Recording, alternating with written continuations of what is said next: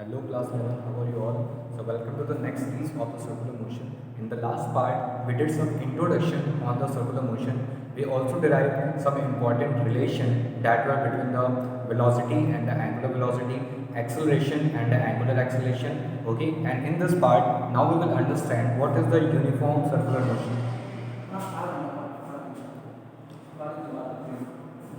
Now, for the uniform circular motion, as you know the word uniform, what is uniform? That is something that is remaining constant or something that is remaining same. As we did in the straight line motion. So again, for the circular motion, a uniform circular motion is described as the motion of the body such that the speed is same or constant.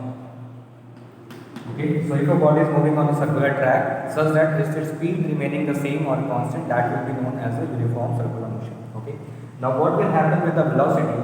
Let's say this is the velocity at this point A. Let's say this is A, and this is the velocity at this point. So again you will draw a tangent. Okay, again you will draw a tangent, and that is representing, let's say, at point B. Now what you are seeing, that if I told you that the speed is same, then what is the meaning of this? The magnitude of VA is equal to magnitude of VB for the uniform circular motion. But what is changing the velocity? That is only in terms of the direction. You can check it out. Even the magnitude is same, but it is only changing. The velocity is only changing because of the direction. Alright. So in uniform circular motion, there are two important conclusions that we are seeing here is that one, the magnitude of velocity is same, or you can say the speed is also same. So what will be the change? That is only in the direction. Okay. Now we'll talk about some important terms that are required to define some more terms on this circular motion. Okay. The first thing is time period. So time period is represented by a capital T. Okay. Okay, this is not the dimensional T that I am writing here. This is just a simple T. Okay, that is a capital T. Now what is the time period? So if a body is moving on a circular track, okay, so there is a particular time that it takes to complete one particular revolution.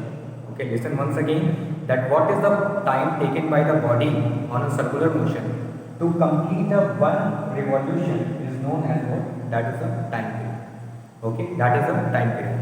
Now the next term, frequency. Okay, so what is the frequency? If I say a very simple term, that what is the frequency in a simpler term, that this is just the reverse of the time period. This is the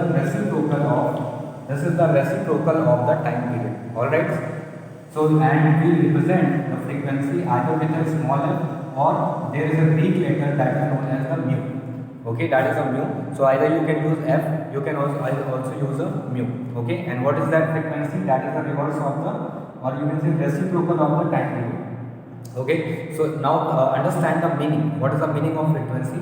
That what is the number of cycle? What is the number of cycle completed by a body in a one particular second, or you can say in a unit time. Okay, so the number of revolution completed in a unit time by the body is known as the frequency. So that is the important thing with the frequency. Okay, now let's see one more relation interlinking between that is omega f and t. What is the relation between omega f and t? Okay, now you know what is omega. Omega is what? Angular displacement upon time. Okay, now let's say if a body is moving in a circular motion, so for one complete revolution, you can say the body has covered 2 pi. Okay, the body has covered 2 pi in the terms of angular displacement. This will not be 0 because this is angular displacement. This is not a linear displacement. If I ask linear displacement, then in that case the value will be 0. Okay, so keep in mind this is the 2 pi. And now what is the time taken to complete one revolution? That you know, that is represented by the capital T, which is time period. You just put here capital T. So this 2 pi upon T is what? That is the angular. This is angular velocity. This is the relation between omega and the T. Similarly, you can write this is 1 upon T. So I can replace it with 2 pi and then f. So this 2 pi f is again a relation between both of them. Okay. Now there can be some cases in which that is written the body has covered n number of revolution in a minute. N number of revolution in a minute. Then what you will do? You will just do a small adjustment. You will just multiply that n. That is number of revolution. Okay. That is number of revolution into n, and that is also into n. So this is the little modification based on the circumstances. All right. Now for example, let's take a simple case. What is the angular velocity? What will be the angular velocity of a body who is moving? Okay, which is moving at a 240 revolution per minute. Okay, so it is given that there is a body which is covering 240 revolution per minute, and we have to find the omega for that. All right. So what it is given basically? What it is given? Let's write the formula 2 pi n upon t. Okay. So basically it is given you that is a ratio of n upon t. That is number of revolution is n, and what is the minute? That is the time. Okay. So just put the values down. So this is 2 pi. What is n? That is 240 upon time is that is a minute, and convert it into seconds. So this is that is 8 pi radian per second. So this is the value of our omega, that is 8 pi radian per second. So this is the way you will use this formula to determine the omega or either frequency also. You can also calculate frequency also here. Okay. What you will do? You can use the same thing that we have derived in the formula. Alright. Now let's come to the topic, that is a new kind of acceleration that you will see here, that is known as the centripetal acceleration. Centripetal acceleration.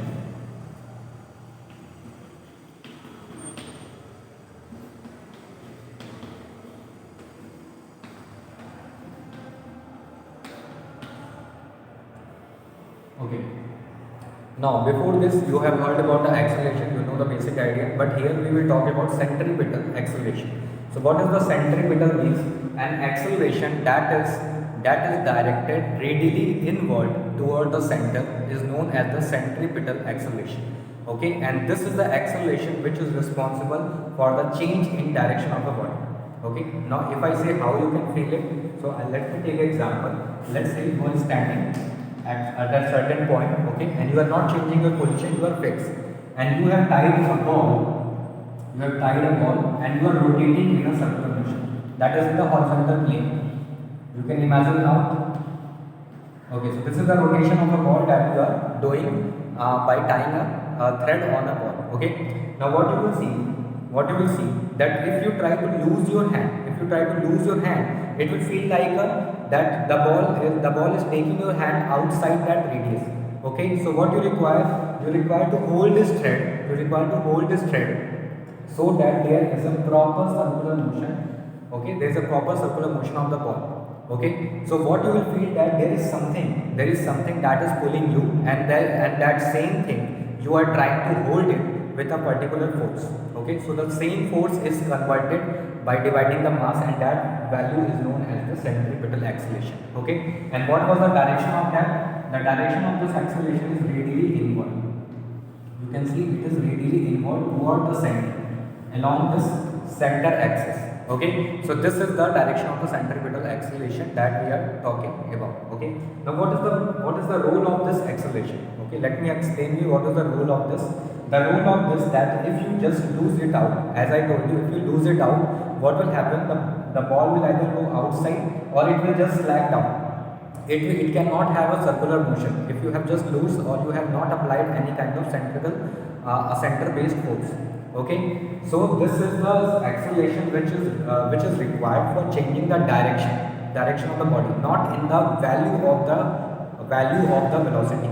Okay, this is not increasing, this is just trying to hold it along the center that is required for the change in direction. Okay, now we will do a derivation on it, that what is the value of the centripetal acceleration. All right. So you can perform this experiment to again feel that what is happening here. Okay, so now let's assume that our body is moving with a uniform circular motion. This is our center. Let's say this is the position A and this is the position B. And again, let's say the angular displacement is very very small, that is d theta. It is a very small angular displacement. All right. Now, if I say what is the velocity vector at this point, so you will draw a tangent. This will be VA, and this will be again a tangent that is representing V. Okay. Now, if I talk about the displacement vectors, so what is the displacement between A and B? You will just draw a straight line between the A and B. Let's say this is the dx.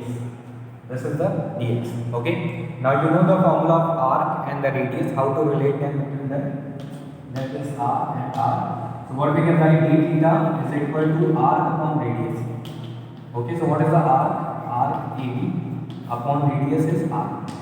Alright. Now if the angular displacement is very very small, so what we can say that this length with displacement is approximately equal to the arc AB. So that's why I can replace this term and I can write it as d theta is equal to dx upon r. Alright, this is the thing that we did, as they are very very small, and that's why we can compare this length with this r. Okay. Now you can see there are two velocities vector. So again let's draw a diagram. Let's say this is dA and let's say this is dB. Okay, and let's join them up. So now what is this representing like? This is like a VA and this is a VB and this is the displacement between them. You can say this is a subtraction of the velocity between them, that is a vector subtraction. Alright, and again what is the angle? You can see the body is moving and this is tilted. So by what angle? That will also be d theta. Okay, that will be also d theta. So again let's use the same way to write it. So you know that if the body is moving in a circular uniform circular motion, so magnitude of velocities are same. Magnitude of velocities are same. Okay, and let's say it is equal to v. That is a small v. Okay, and what is this value? This is our dv. Okay, this is the same way you calculate the displacement vector by the position vector. That's why we have written dv. So what we can write, dv is acting as an arc. So this is dv, and what is acting as a radius? That is v. So just put it here v. All right. Now just substitute the terms and divide both sides by the dt. I am dividing both sides with the dt. That is time. Okay. So again you can write dx upon dt as what? Dx upon dt is velocity, that is v by r, and bring this velocity over here, and that will be equal to dv by dt. Now everyone look very carefully, and what you are seeing here, this dv upon dt, that is the rate of change of velocity. You know that the rate of change of velocity is only occurring in the uniform circular motion in terms of direction, not in terms of magnitude. So what you can say, this is the acceleration, that is centripetal, okay, and this is what v square by r. So this is the relation between the centripetal acceleration and the velocity and the radius, okay, and this is a very very important formula for us, okay. Now again you know that velocity can be replaced by v is equal to r. Okay, so just put the term of v in this relation. So what you will get, AC is equal to r omega square. So this is the another formula in terms of omega and the radius. Okay, and this is also important. This is also important. Whatever the requirement, you can use it easily. All right. Now let's talk about. Yeah, and let me conclude also. Let me conclude that what you have learned, that if there is a body which is moving in a uniform circular motion, that means there is only a change in the direction. Okay, velocity is changing only because of the change in the direction, not because of the magnitude. So therefore the speed will remain same. Okay, and what we have understood, the centripetal acceleration, that it is a radially inward acceleration. What is the direction of this? It is radially inward. Okay, and this is a very very important acceleration. That means without this acceleration you cannot have a circular motion. Okay, that we will see in the next example. Okay, so this is the most required acceleration. Then only the possibility is there that your body can move in a circular motion. Otherwise, it cannot. Okay, and this acceleration is responsible for that same direction change. It do not changes the magnitude of the speed, or you can say the magnitude of the velocity. So that is the conclusion of this discussion. Okay.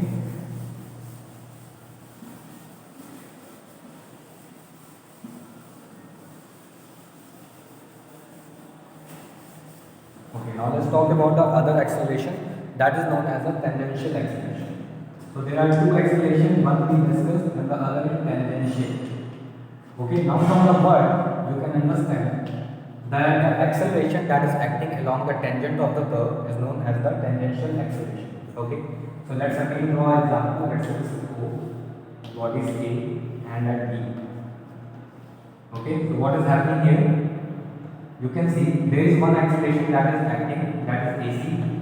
Okay, that is AC, that is a centripetal. Okay, and if I draw the velocity vector, this is here, which is VA, and this is again B. Okay, now this time we are assuming that our velocity values are also changing along with the direction. That is, magnitude is also changing and direction is also changing. So if the magnitude is changing, that means speed is also changing. Okay, speed is not constant here. So speed is not constant. So that means what kind of motion is this?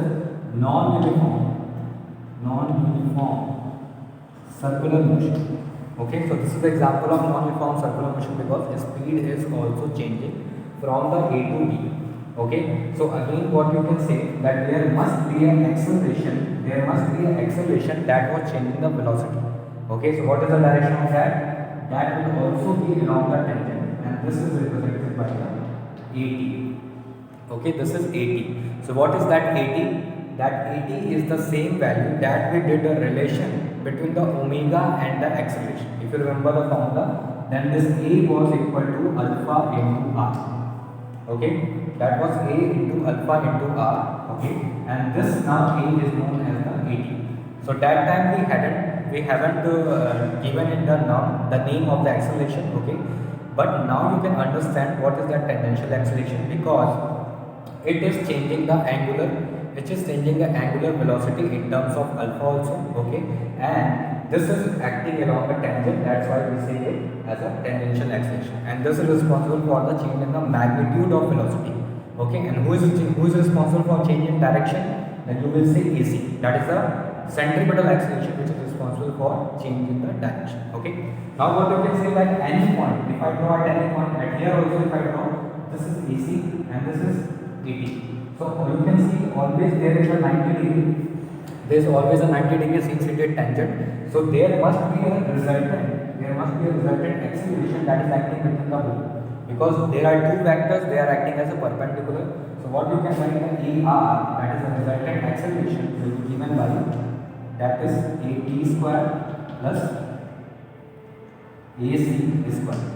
Okay, now if I write in terms of formula, then this is alpha R whole square plus R omega square whole square and under. So this is what, that is the net acceleration that is acting in a non-uniform circular motion. Okay, now let's talk about the very important conclusion of these points. Okay.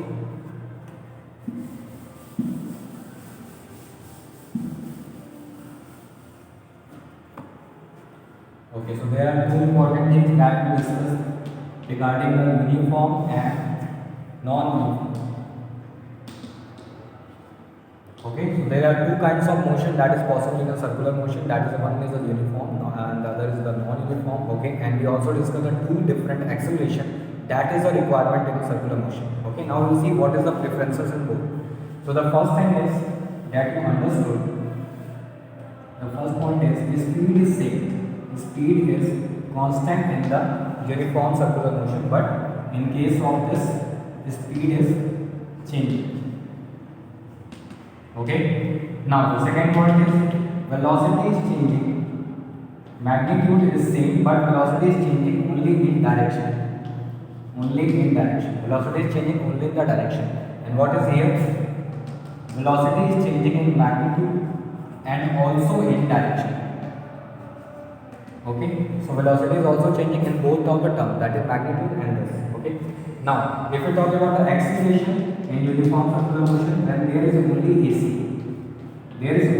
That's the centripetal acceleration is only acting, and that is the must requirement for a circular motion, as I told you. Okay, now there is not AT. AC is there, AT is 0 in uniform circular motion. But if we talk about the non-uniform, then there is both AC and AT. Both are there. Both exist. Okay, both exist. Alright, so these are the important terms that we have discussed in both the, that is the uniform motion and the non-uniform circular motion. Alright, now there is a case that what happens if the AC becomes 0. So let's say at this point, suddenly you have just lose the thread. You have just lose the thread. So what will happen? You are not holding the thread. That means this AC will become what? That is 0. This will become 0. So what is acting now? Only 80. Okay, so at this point, whatever the direction of tangent is there, the ball will linearly go in the same direction. Okay, and now the motion will not be circular motion. Okay, so whenever you will lose the thread, the AC will become 0 and the ball will take a direction of the tangential linear motion. Okay, it will go in a straight line. It will not go in a curve like motion. Okay, it will go in a straight line and this will not be now a circular motion. So that was the conclusion between the both. Okay. So I hope you understood the important formulas. The formulas are very important in this chapter. Okay. We will again deal with this circular motion, but in the NLM, that is in the Newton's laws of motion. Once again, we will meet with this point. So till now, you revise the formulas, understand the concept once again. That is the difference between both, and also the significance of that is the centripetal and the tangential acceleration. That is very important. Okay, so I hope you enjoyed the lecture. So let's meet in the next lecture. Okay, thank you all.